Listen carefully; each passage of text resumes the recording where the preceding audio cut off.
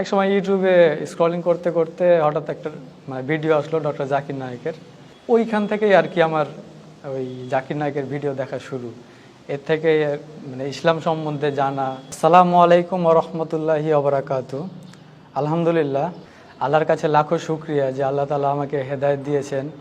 এই হেদায়েতের পথে আসার যে গল্প, ছোট একটা গল্প আমার আছে, এই গল্পটা আপনাদের সঙ্গে আমি শেয়ার করতে চাই। তো আমার পূর্বের নাম ছিল শ্রী প্রহ্লাদ চন্দ্র শীল। আমার বাসা হচ্ছে রাজশাহী চাঁপাইনবাবগঞ্জ, নাচল থানা। আমার বাবার নাম হচ্ছে শ্রী প্রণয় চন্দ্র শীল, মাতা শ্রীমতী শোভা রানী।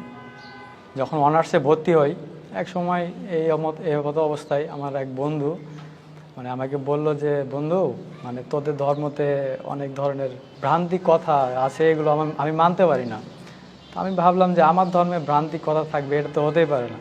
ওকে আমি আমার ধর্ম যে সত্য, এই কথাটা বলবো, এক সময় তাকে প্রমাণ দেবো, এই কথা মনে মনে চিন্তা করলাম আর কি। আর ও আমাকে বলল যে, তুই যদি বিশ্বাস না করিস তাহলে তোর হচ্ছে ইউটিউবে গিয়ে ডক্টর জাকির নায়েক লিখে সার্চ দিয়ে ওর ভিডিও তুই দেখতে পারিস।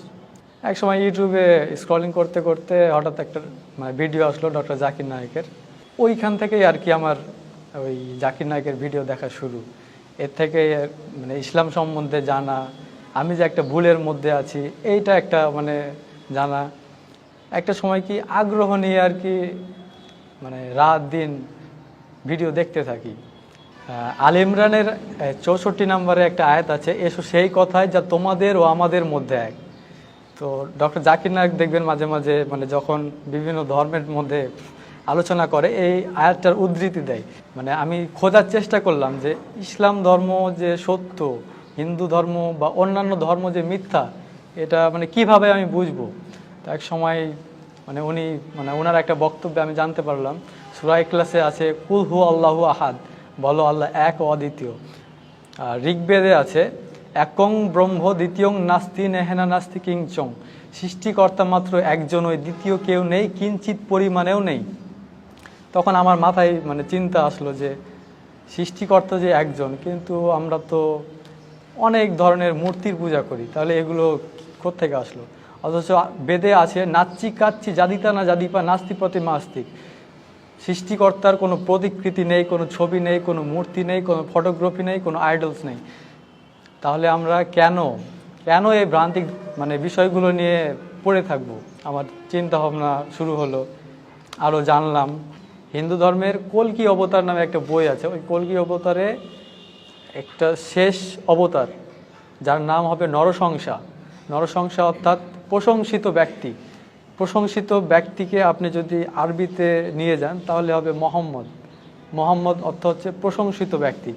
ওই থেকে আর কি মনের মধ্যে একটা খটকা, যে আরেকটা মন্ত্র আমি পেলাম কল্কি অবতারে, লা ইলাহা হরিতি পাপং ইল্লো ইলাহা পরম পাদম জন্ম বৈকুণ্ঠ অপরিণীতি জপি নাম মোহাম্মদম। এখানে আল্লাহর কথা আছে, রাসূল সাল্লাল্লাহু আলাইহি সাল্লামের কথা আছে। তখন আর কি আমি পুরোপুরি শিওর হয়ে গেলাম। তারপর আরও মন্ত্র আছে, হতারমিন্দ্র মহাসুরেন্দ্র অল্লং জ্যেষ্ঠং শ্রেষ্ঠং পরমং ব্রহ্মং অল্ল অল্ল রাসূল মোহাম্মদং অল্ল অল্ল লাল লিখিতং। এই ধরনের এই মন্ত্রগুলোতে আর কি কল্কি অবতারে মোহাম্মদের, আমাদের যে নবী, শেষ নবী মোহাম্মদ সাল্লাল্লাহু আলাইহি সাল্লামের কথা আছে। এগুলো ধীরে ধীরে আমি বুঝতে পারলাম শুধু যে ইসলাম ধর্ম সত্য এই কথাটা যাচাই করিনি যে খ্রিস্টান ধর্ম কেন সত্য নয়, বৌদ্ধ ধর্ম কেন সত্য নয়। সবগুলো ধর্ম যাচাই করতাম।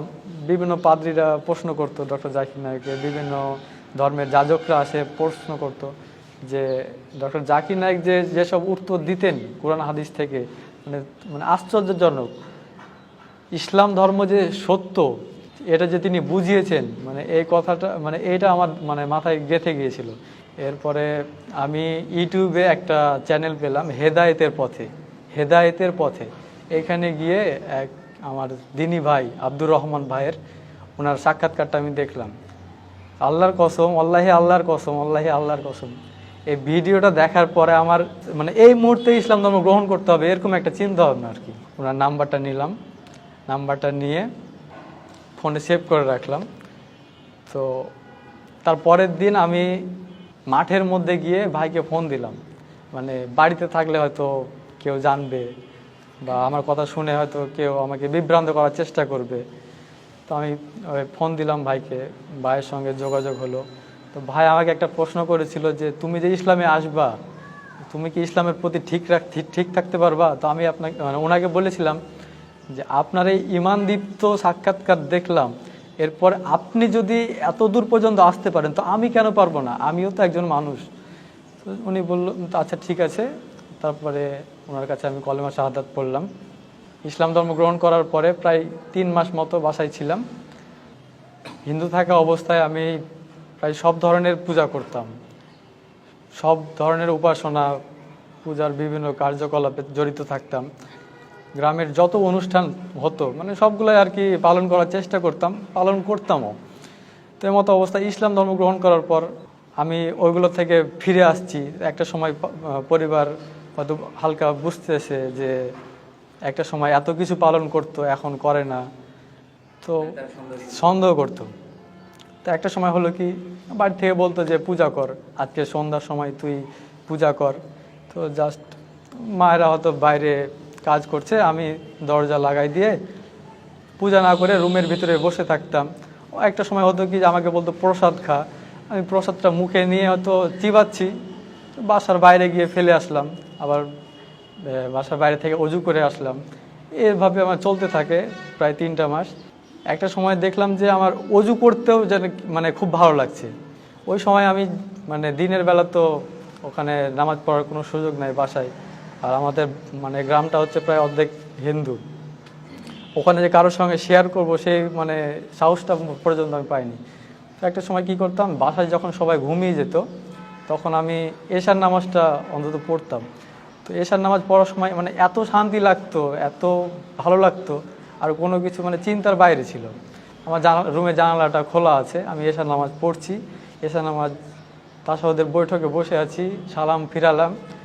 এই সময় জানালা দিয়ে আমার মামাতো ভাই উঁকি মারতেছে, আমাকে বলছে তুই কি করছিস? আমি বলছি এই তো না কিছু না, মাথা ব্যথা করছে তাই বসে আছি। তো মানে ও বলছে যে বসে আছিস তো এইভাবে বসে আছিস কেন, এইভাবে তো বসে থাকা মানে এটা মুসলিমরা বসে থাকে। তো ও জাস্ট সন্দেহ করলাম, ওকে সন্দেহ করলো কোনো রকমে। আমি ওকে বুঝালাম যে 3 মাস ছিলাম একমাত্র কারণ হচ্ছে আমার বোনের বিয়ে, কারণ আমি যে ইসলাম ধর্ম গ্রহণ করেছি এই কারণে যে আমার ফ্যামিলির ক্ষতি হয়ে যাবে, মানে এই কথাটা চিন্তা ভাবনা করতে আমার মানে কেমন যেন একটা লাগতো। তো ছিলাম, বোনের বিয়ে হলো। তারপর একটা সময় আবার মানে শয়তানের ধোঁকা যে তুই তো চলে যাবি, ফ্যামিলির একমাত্র ছেলে তুই, তুই যদি চলে যাস তোর বাবা মাকে কি খাওয়াবে, মানে এই ধরনের চিন্তা ভাবনা আসতো। কোথায় যাব আমার চিন্তা ভাবনা নাই, চিন্তা ভাবনা ছাড়াই বাসার থেকে বের হয়ে গেলাম। বাসার থেকে বের হয়ে প্রায় রাত্র 2টার দিকে আমি গাবতলীতে বাস থেকে নেমে মানে ফুটপাতে বসে আছি। তো এখন মনে হচ্ছে কোথায় যাব, কি করব, এই সব চিন্তা ভাবনা। দরকার যদি হয় সারাটা জীবন আমি রাস্তায় কাটিয়ে দেব, রাস্তায় কাটাবো, নামাজ পড়বো, হয়তো কোনো একটা কাজ করব ছোটোখাটো, দিন চলে যাবে ইনশাল্লাহ। তো হঠাৎ করে আমার একটা কথা মনে পড়লো যে নারায়ণগঞ্জে তো আব্দুর রহমান ভাই থাকেন, তো ওনার নাম্বারটা আছে, ফোন দিই ওনাকে। আমি জাস্ট ওনাকে ফোন দিলাম, উনি কোনো কথা ছাড়াই বলল যে সমস্যা নাই ভাই, আপনি আমার দিনী ভাই, আপনি আমার নিজের ভাইয়ের থেকেও এখন আপন, আপনি চলে আসেন। তো আমি নারায়ণগঞ্জে আসলাম। আমি যখন বাড়ি থেকে বের হয়ে আসি তখন মানে আমার চিন্তা ভাবনা হয়েছিল যে আমি বাড়ি থেকে বের হয়ে আসলে একটা না একটা কিছু ঘটবে, এই জন্যে আমি বাসা থেকে ফোন, সিম কিছুই নিয়ে আসিনি। ফোনে যত সিমে যত নাম্বার ছিল, যত contact number, Facebook, Messenger, WhatsApp, Twitter সব কিছু আনইনস্টল করে সেট ফরম্যাট মেরে আমার জন্যে যাতে কেউ মানে ক্ষতিতে না পড়ে, হয়তো আমার বাবা মা ভাববে যে আমার ওই বন্ধুটার জন্যে হয়তো আমি এই ইসলাম ধর্মে আসলাম, হয়তো ওনার ওই বন্ধুর ক্ষতি করবে। তারা ভাবলো যে কোনো মেয়ের জন্য হয়তো ইসলাম ধর্ম গ্রহণ করেছে, 5-6 দিন যাবে বা 2-4 মাস যাবে, ওর নিজের ভুলটা বুঝতে পারবে, আবার ফিরে আসবে। তারপরে বললো যে তোকে কেউ জোর করেছে কিনা, বল, কোনো সমস্যা নাই, আমরা তোকে নিয়ে আসছি। একটা সময় ওরাও আস্তে আস্তে বুঝলো যে না এমনটা কিছু না। আমি যে বুঝতে পেরেছি যে ইসলাম ধর্ম, আল্লাহর প্রেরিত ইসলাম ধর্মটাই যে সত্য।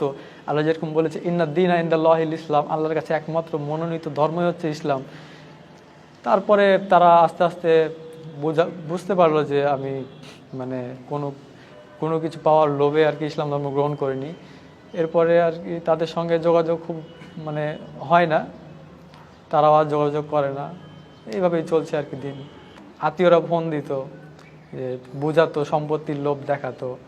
মামারা ফোন দিয়ে বলতো যে তোর তো এত সম্পত্তি, তোর বোনকে দিয়ে দিবে, এই করবে সেই করবে। আমি বলছি আমার বোনই তো পাচ্ছে, আর তো কেউ পাচ্ছে না। তো আমার বোন পাচ্ছে, তো আমার মানে এত কি আছে, আমার বোনকে দিচ্ছে, ভালো কথা। তো আমি বোন মানে একটা সময় ফ্যামিলিতে প্রস্তাব দিয়েছিলাম প্রথম দিকে যে তোমরা যদি মেনে নাও যে আমি আমার ধর্ম পালন করব, তোমরা তোমাদের ধর্ম পালন করবা, তাহলে আমি বাসায় আসি। ওরা বললো যে না, আমাদের বাসায় আসতে হলে তোকে আবার পূর্বের অবস্থায় আসতে হবে, হিন্দু হয়ে। আমি এইসব বিষয়ে গুরুত্ব দিইনি। আমি দিনের পথে টিকে আছি, আল্লাহর অশেষ রহমত। সত্যের পথে আসলে, দিনের পথে আসলে মা বাবা ভাই বোন আত্মীয় পরিজন সবাই পর হয়ে যায়। একমাত্র যারা দিন বুঝে তারাই আপন হয়। তো তারা হয়তো মন খারাপ করে, রাগে ক্ষোভে আছে, কিন্তু আমার সঙ্গে যোগাযোগ করার চেষ্টাও করে না। আজ পর্যন্ত কোনো ফোন দেয়নি। আমি হয়তো তাদের কাছে ইসলাম পৌঁছে দিতে চেষ্টা করছি। ইনশাল্লাহ আপনারা সবাই দোয়া করবেন তারা যাতে এই সত্যের পথে আসতে পারে, আল্লাহ যাতে তাদের হেদায়েত দেয়। আমি যখন ইসলাম ধর্ম গ্রহণ করি তখন আমার মানে এলাকার মুসলমানদের প্রতি আমার একটা ক্ষোভ ছিল। ক্ষোভটা ছিল এইটা যে আমি যে হিন্দু, আমাকে দাওয়াত দেয়নি কেন এতদিন পর্যন্ত। তো এই যে আমার একটা ক্ষোভ, এই ক্ষোভ থেকে আমি এখন দাওয়াতি কাজ শিখছি। আমাদের প্রত্যেকটা মুসলমানের উচিত প্রত্যেকটা ঘরে, প্রত্যেকটা অমুসলিমের কাছে এই দাওয়াতটা পৌঁছে দেওয়া। এটা আমার দায়িত্ব, এটা আমাদের কর্তব্য। আমরা এই বিশ্বে তাকালে দেখতে পারবো বিভিন্ন দেশে আমাদের এই মুসলমানদের যেভাবে নির্যাতন করা হচ্ছে, এই নির্যাতন একমাত্র ঠেকাতে পারে এই দাওয়াত। আমাদের দাওয়াত সর্বস্তরে পৌঁছে দিতে হবে। এই বিষয় নিয়ে আমাদের প্রত্যেকের কাজ করা উচিত। যে যেখানে আছে যতটুকু পারি আমরা এই দাওয়াতটাকে আমরা পৌঁছে দেবো ইনশাল্লাহ।